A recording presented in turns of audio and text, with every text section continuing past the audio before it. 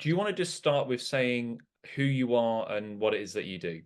Okay, my name is Filip Ribeiro.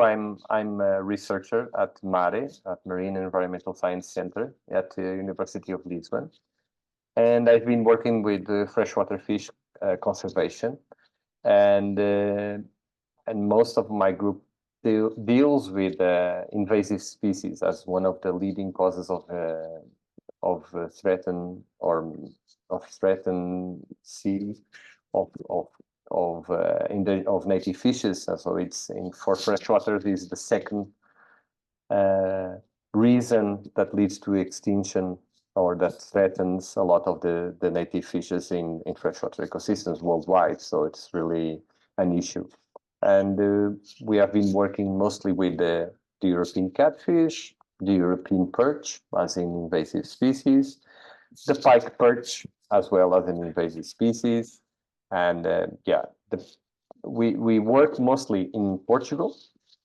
And I think most of the people need to be taking consideration that the species that are commonly discovered across Europe, the ones that are the bleak, the asp, the roach, all of these species, and the pike perch, European perch, catfish, the barbel, the European barbel, most of them are native from Central Europe, Central and Western Europe. And the Iberian Peninsula, the Italian Peninsula, the Greece, the Hellenic Peninsula, all these areas have endemic species that are ecologically similar to those that you find in Europe, but they are different species. So at the end, one of the particularities that we have here in Iberian Peninsula is there is no native predatory fish in the freshwater communities. So that is a big difference because of this time of species that species occupy the different areas of the rivers and led in some places to some speciation of predatory fish. But here the freshwater ecosystems have been isolated for several millions of years.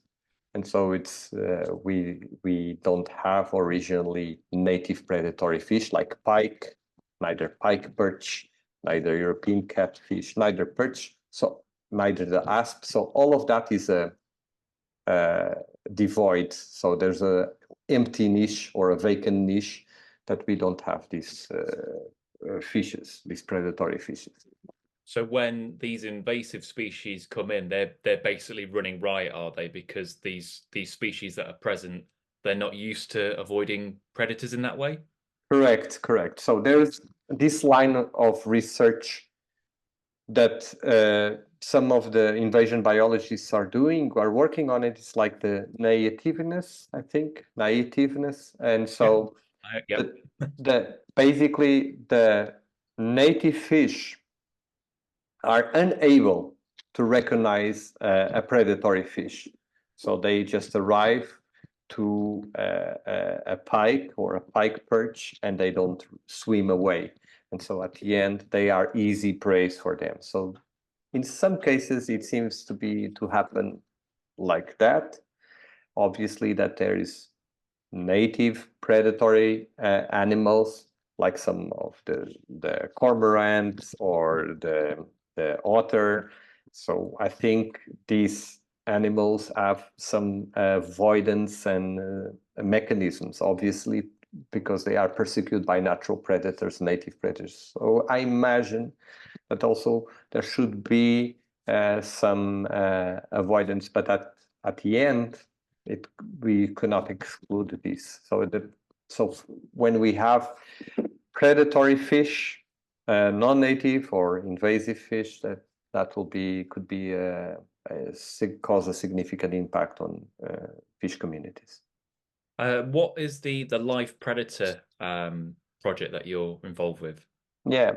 So we within the life predator project, we want to assess if we can do a not biological, population control. We want to determine if it is feasible, if it is possible to do some population control in very specific areas, mostly in Nature 2000 areas and protected areas. And so we want to develop the best mechanisms to remove the catfish, trying to do increase our gear selectivity towards the catfish, for instance, using long lines or using gill nets with large mesh sizes. So that will reduce the bycatch of native fishes and increase the catch efficiency of the catfish. We will do it. This project is coordinated by Italy, by the Istituto Nazionale di Ricerca sull'Acqua, so it's the part of the National Council of Research in Italy. There's several partners over there, but also in Portugal, in our research institute, in our university, and with the colleagues in Czech Republic, where it is native, okay, where this species is native, and so to work as a control a control area. And obviously, because these species are fairly new or recent towards us, that we are Southern European researchers, we want to get more experienced folks involved with working with these species, working with the catfish. So along these 5 years of project, it's going to 3.5 years. So 3.5 years of project, we will remove the catfish from different reservoirs in Portugal and lakes, pre-alpine lakes, pre-alpine lakes in northern Italy. And we will monitor in terms of biodiversity using environmental DNA, using metabarcoding to monitor this, looking at also how the food web changes throughout these years and how people perceive these actions in terms of our removal. So to see if it is really at the end. In the last year, we will do a monitoring of these reservoirs and these lakes to see if the populations went down by 10% in large lakes and reservoirs and 90% in small lakes in northern Italy. We are not going to do that in Portugal because we don't have these small natural lakes. So the idea is to see if it makes any dent on the population. And at the end, we can find out that it's really worthless to remove this and and it's not going to make any difference. So, but we have to test it, basically. Yeah, makes sense. How did catfish get to Portugal? And obviously, they're not native there, and they didn't walk there. So, how did they get to Portugal? So, but what we have, we shared our main rivers with Spain. So most of the fish that non-native fish that we have here, they were initially introduced in Spain. Not all. We are finding out that there is also a direct route from France directly introduced to Portugal, but most of them are introduced initially in eastern Spain, near the Catalonian region. So in the lower Ebro, that was as happened with the catfish, was 1974, 76 that was introduced in the lower Ebro in Menquinense Reservoir. And then anglers transported these fish to the international rivers, to central Spain, basically, near Madrid, that area. And so in the upper catchment of the Douro, Tagus, Guadiana River, that are international rivers. And then they will go downstream dispersing naturally, but also people are moving them around. For instance, the catfish 76, 74, 76 in the lower Ebro in Mequinensa. Then around 98 was introduced in a tributary of the Tagus River near Madrid. And then we found out long distance introductions of the catfish in reservoirs of the Tagus closer to Portugal. So it was impossible to be by natural dispersion. So that was in less than 2 years. So they were already in Alcântara Reservoir or Arro Campo. Not sure exactly the names. But at the time, we also found out that the catfish was dispersing downstream, at least at the rate of 10 kilometers per year. So we know that they go, and this was done only with social media and records from anglers that they would put on Facebook or YouTube, but also on online news media journals, like they have, there's this a big catch of this monstrous fish. So we backtrack that dispersion, that natural dispersion, and we managed to separate it by introductions done by man and natural dispersion.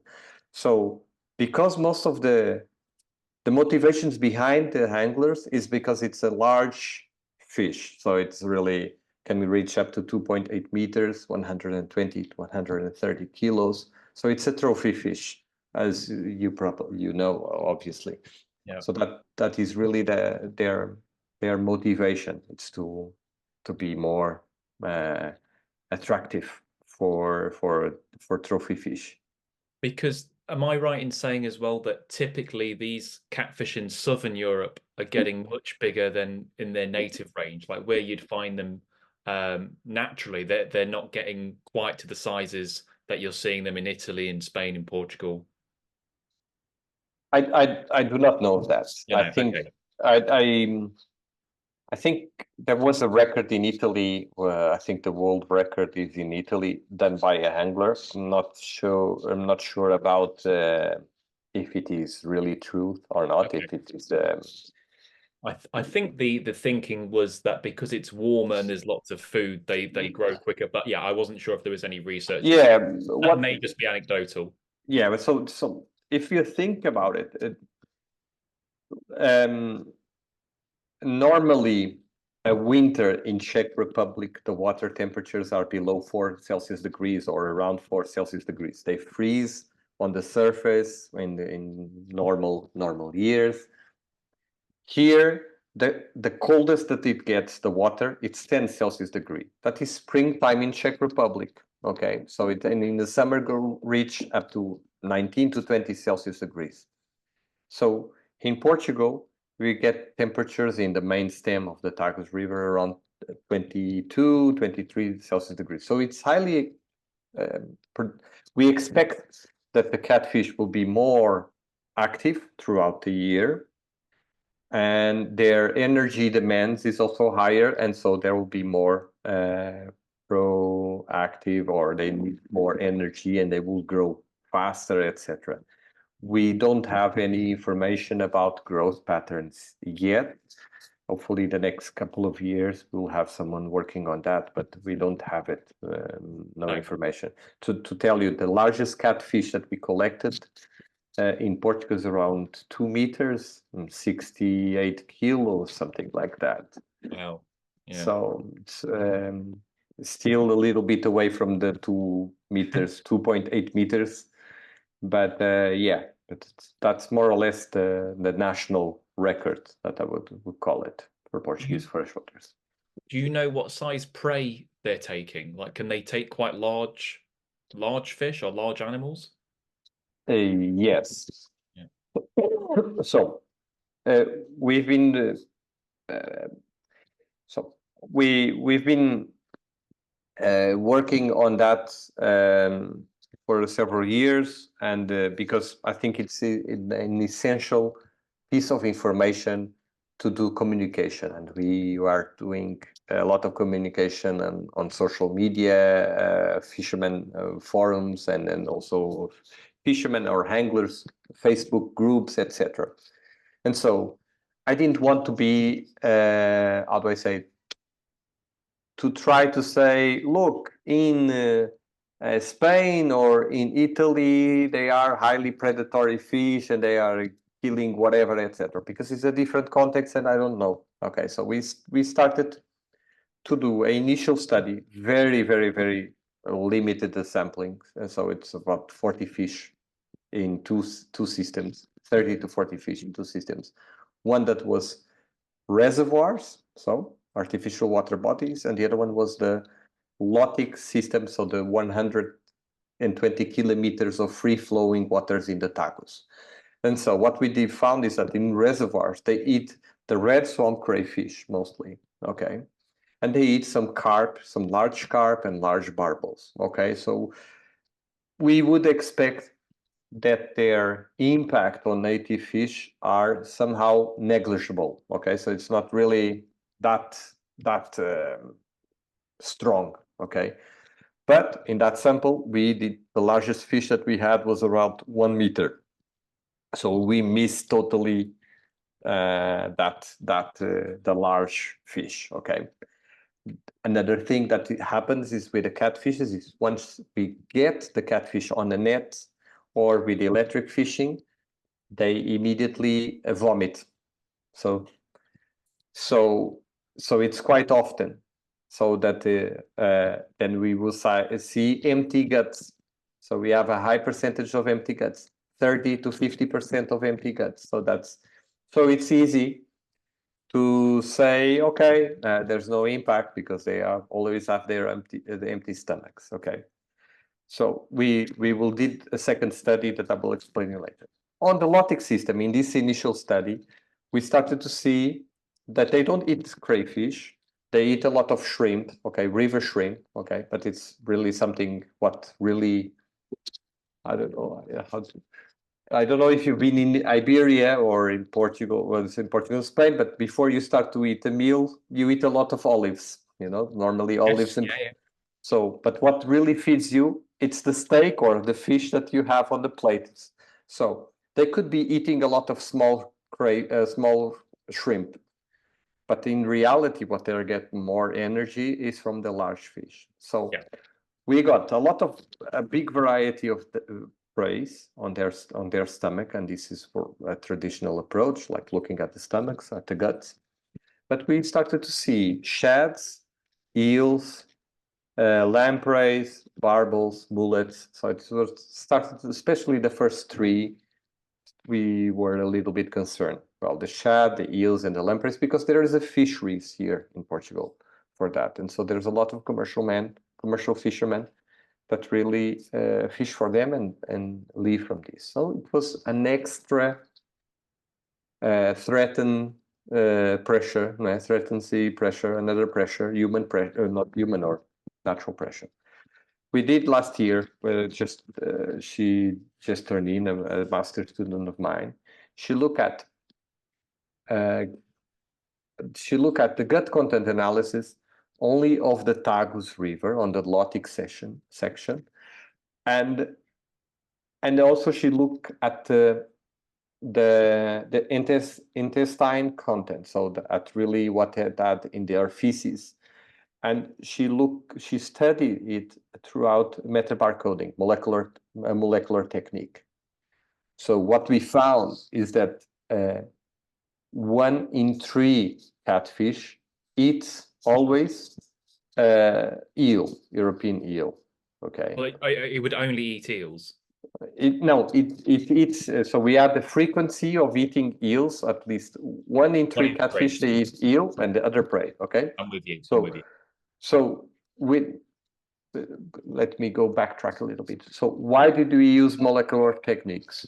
Why do we use these? I'm sorry for that. Why do we use the molecular techniques?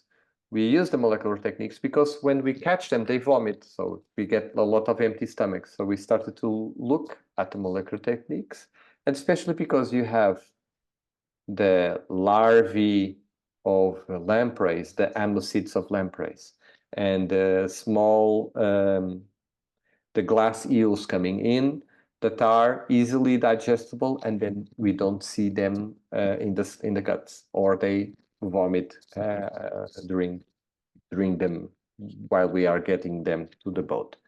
So consequently, we started to use that, and we found a larger proportion of eels, a larger proportion of shads, a larger proportion of barbels and mullets. So we get a finer resolution of what is really happening in the system, and particularly serious when we had during the migration of these fish, especially the shad, the eels during the winter, the glass eels during the winter in the spring, and the shad during the spring, and the lampreys during the spring, we find higher proportions of the catfish collected there.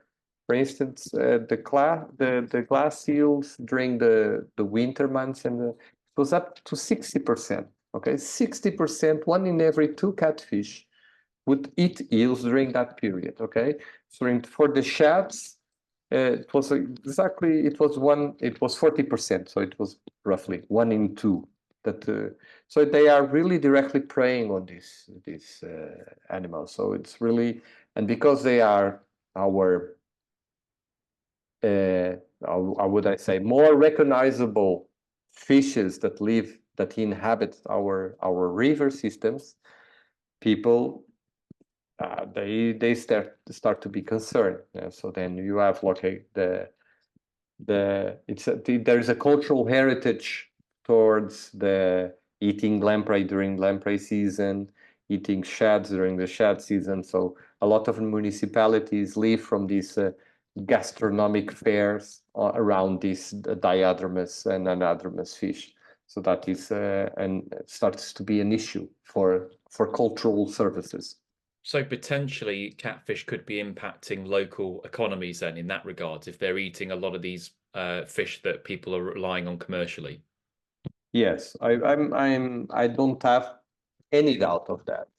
I don't, and you saw on the video of the live predator for the commercial anglers, the commercial fishermen, and they really see it that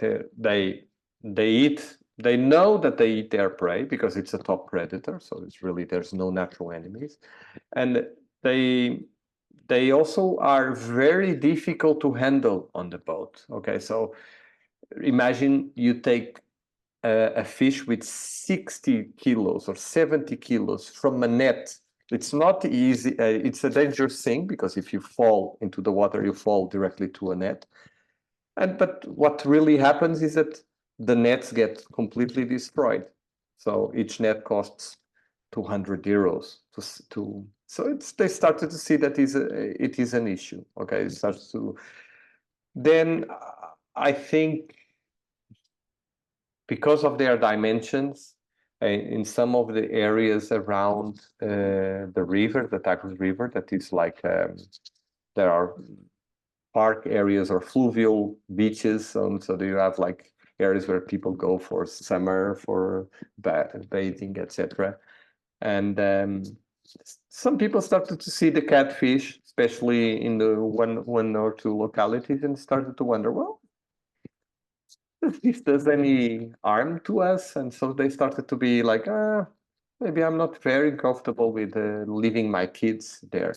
There's no impact on this is something that we already asked on the people, and people started to see, well, I'm a bit concerned with that. So if there is an animal with not shark-like, but if there's this type of behavior, getting out of the water and eating doves, no, eating pigeons, that does not have any natural predator, is a big one. So I'm It, not it really. wouldn't take much for one to grab your foot and drag you down, would it? So Sorry.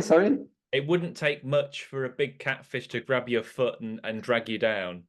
Yeah, but there's no records No, I know, I anywhere. realize that, but Yeah, but normally a mother or a father Yeah. does not leave their toddler unattended by the water, but it's like if you start to think, or I yeah, for instance, I remember one of the reservoirs that is invaded in Portugal. It's a clear water reservoir. Okay, so it has a clarity of 11 meters, Oh wow.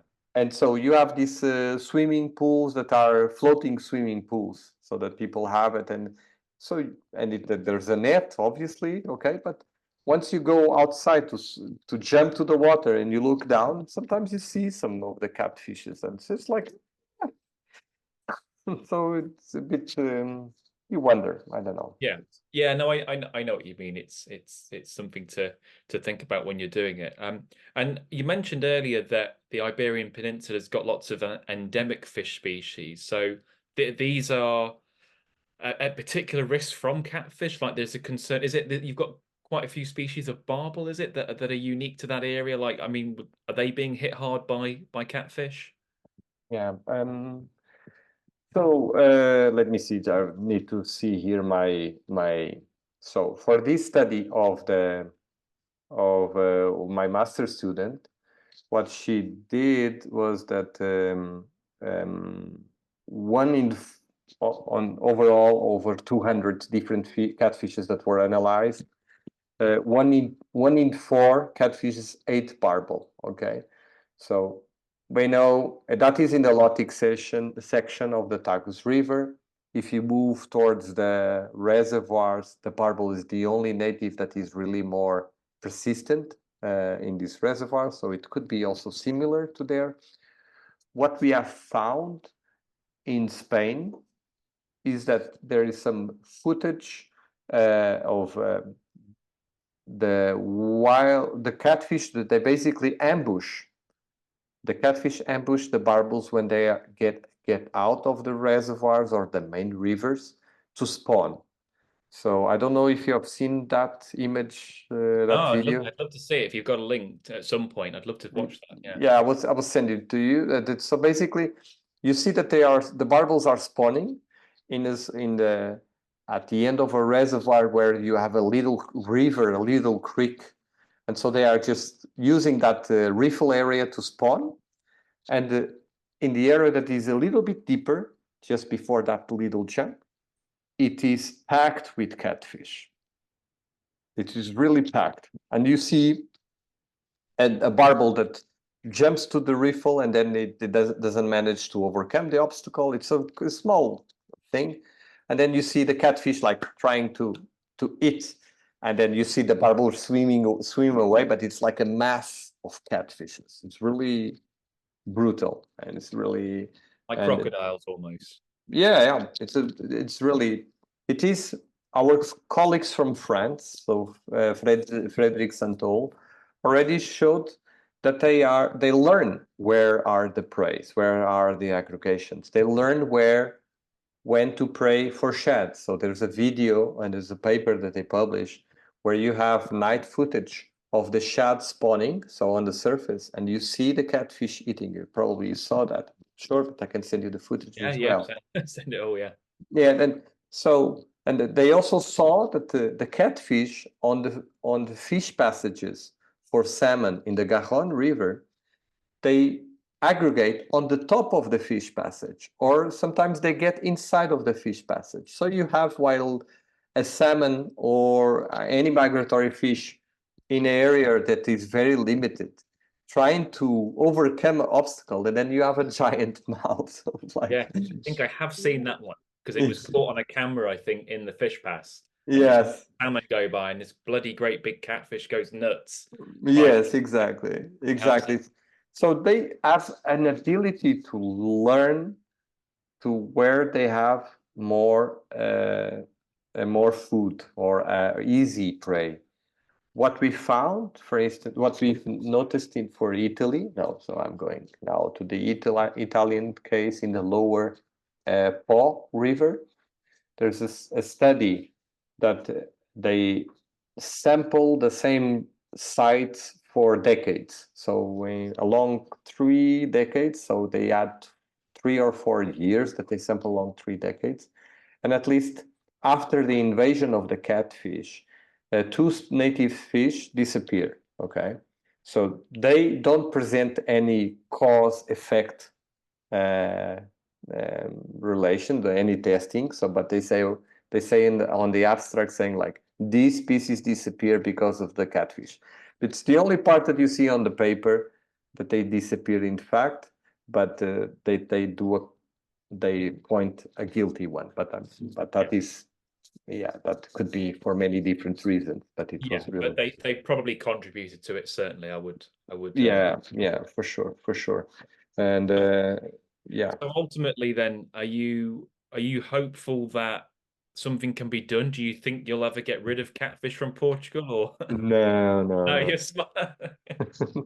no. What we can do is mitigation. Okay, so we have to minimize the impacts. What we think is that we have to have several solutions depending on the geographic context. We believe that in areas where we have commercial fishermen, we should work with the commercial fishermen, maybe in a state program a state supported program to motivate them to catch catfish in specific periods of the year. For instance, while these catfish are ambushing the barbels, you have huge masses of catfish. So it's a easy moment to go there, put a net, do electric fishing or do whatever, and you can remove really several tons of catfish. And then you leave that space open for the barbels to spawn. So we have to, at least in protected areas, I think we should do it, or else these areas will not have the values, the natural endemic species that we have there that justify the creation of these areas. So I think that is one point. In the lower section of the Tagus River, I believe that bit by bit, people will start to eat the catfish. And we are, in Portugal, people eat freshwater fishes and migratory fishes. Culturally, it is something that we always did. And so people sometimes look at a big catch, either of a carp, either of a pike perch, and they see it as protein. They see it as a dinner or a lunch with friends, and it will be an excuse to be with friends and to that's we have seen that, for instance, here in Portugal, in Lisbon, and also it's across Portugal. You see it. It's common. It's common to see in supermarkets in the fisheries section, on the fisheries part section. You see sometimes carp, goldfish, pike perch, largemouth bass, so barbels even, and besides not the lamprey, but the shads also you see it. So it's quite common to see it. Some locally, some people are starting to eat the catfish.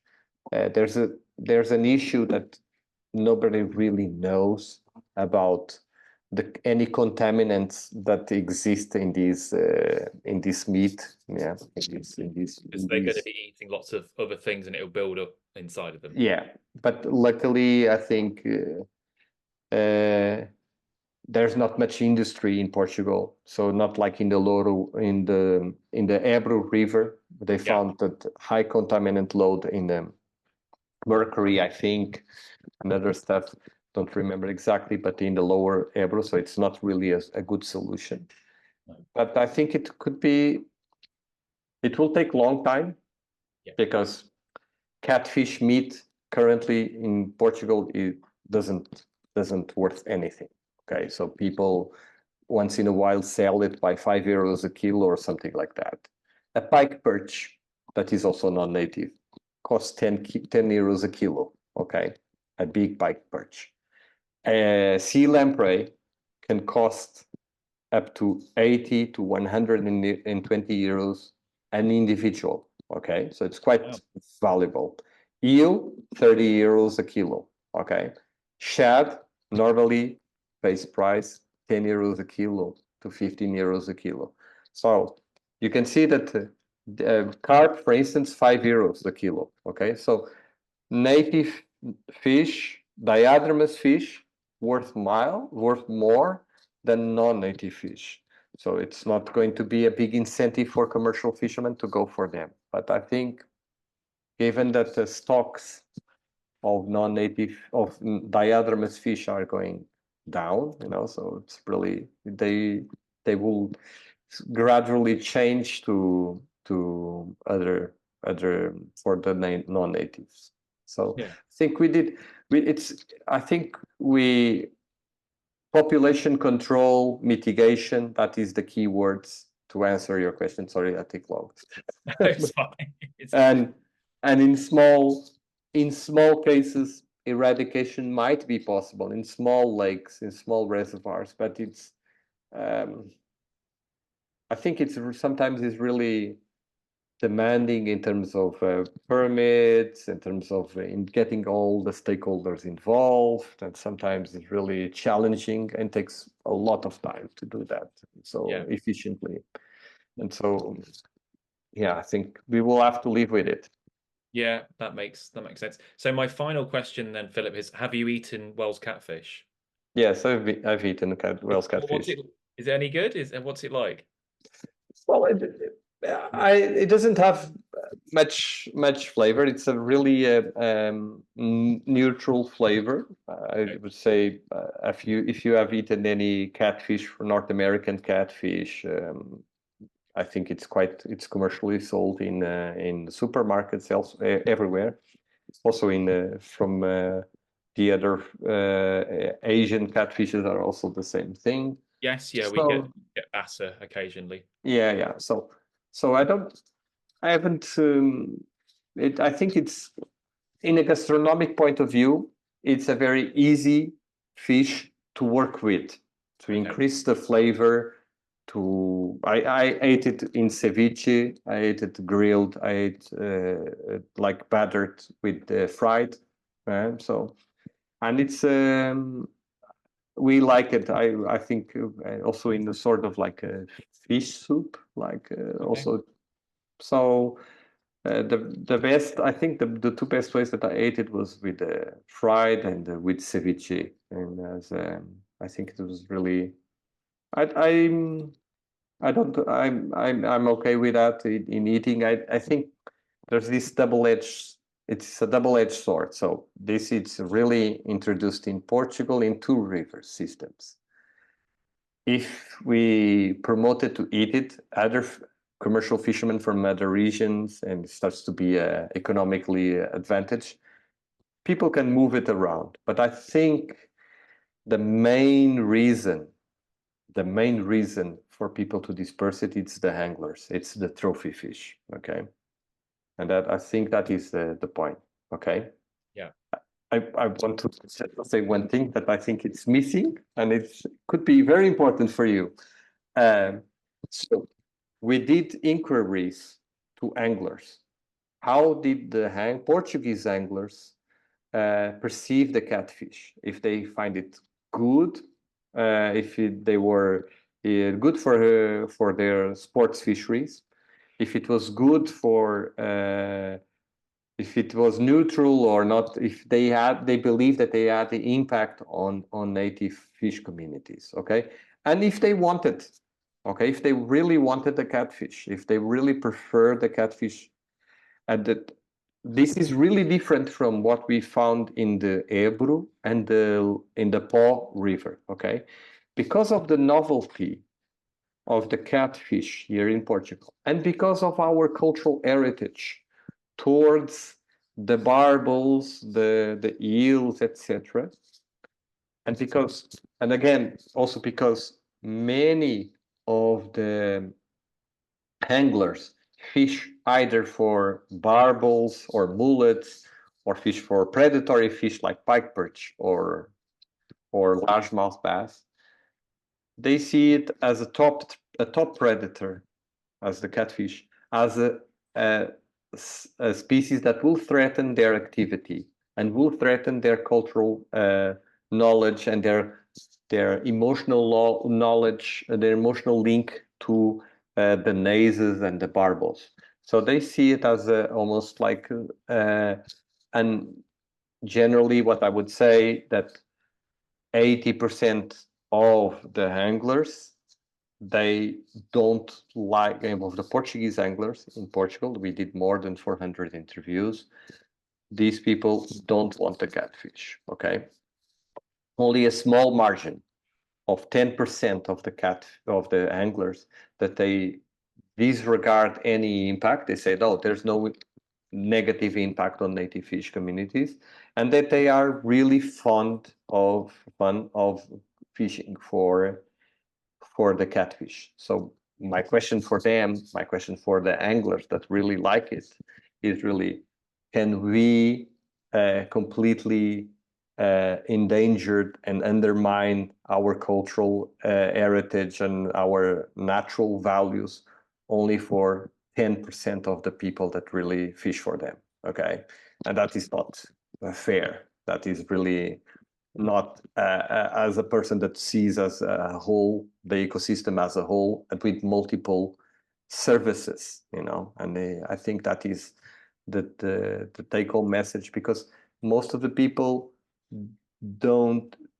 I think, I mean, other countries, they lost this cultural connection, this emotional connection with the fishes, with eating the barbels, with their identitary values. For instance, there are some municipalities inland Portugal that they have one of their highlights throughout the year is the shad festival. It's like the shads are arriving. There's a shad gastronomic food festival.